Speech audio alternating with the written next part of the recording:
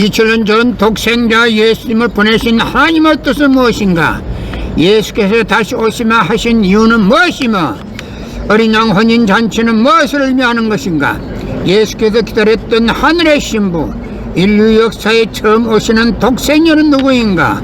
예수님은 33년 생애 동안 인류를 구원하려 하셨으나 그가 누구인지 알지 못하는 문명인 이스라엘 민족에 의하여 결국은 십자가에 못 박혔습니다.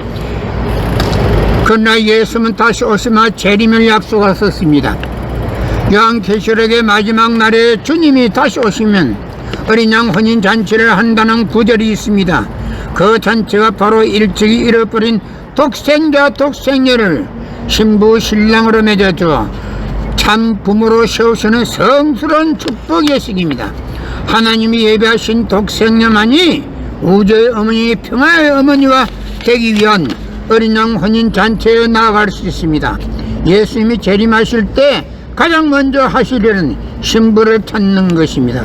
인류 구원을 위한 하나님의 섭리가 지속되는 가운데 나는 6천년 만에 이 땅에 처음 왔습니다.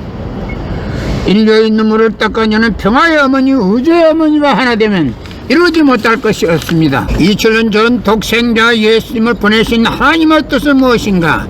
예수께서 다시 오시마 하신 이유는 무엇이며 어린 양 혼인잔치는 무엇을 의미하는 것인가? 예수께서 기다렸던 하늘의 신부, 인류 역사에 처음 오시는 독생녀는 누구인가? 예수님은 33년 생애 동안 인류를 구원하려 하셨으나 그가 누구인지 알지 못하는 문명인 이스라엘 민족에 의하여 결국은 십자가에 못 박혔습니다. 그러나 예수는 다시 오시마 재림을 약속하셨습니다. 요한계시록의 마지막 날에 주님이 다시 오시면 어린 양 혼인잔치를 한다는 구절이 있습니다. 그 잔치가 바로 일찍이 잃어버린 독생자 독생녀를 신부 신랑으로 맺어주어 참 부모로 세우시는 성스러운 축복의 시기입니다. 하나님이 예배하신 독생녀만이 우주의 어머니, 평화의 어머니와 되기 위한 어린 양 혼인잔치에 나아갈 수 있습니다. 예수님이 재림하실 때 가장 먼저 하시려는 신부를 찾는 것입니다. 인류 구원을 위한 하나님의 섭리가 지속되는 가운데 나는 6천년 만에 이 땅에 처음 왔습니다. 인류의 눈물을 닦아내는 평화의 어머니, 우주의 어머니와 하나 되면 이루지 못할 것이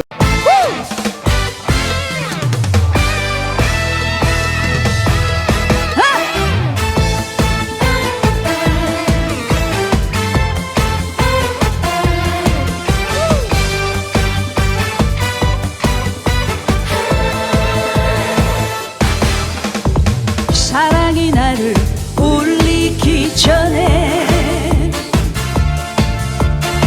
눈물이 나를 가두기 전에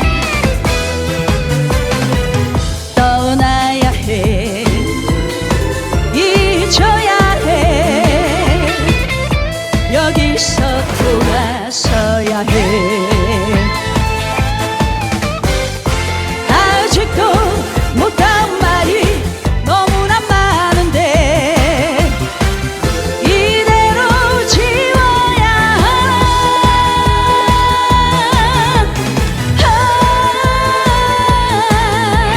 미련 같은 건 이제는 사치인 거야. 당신이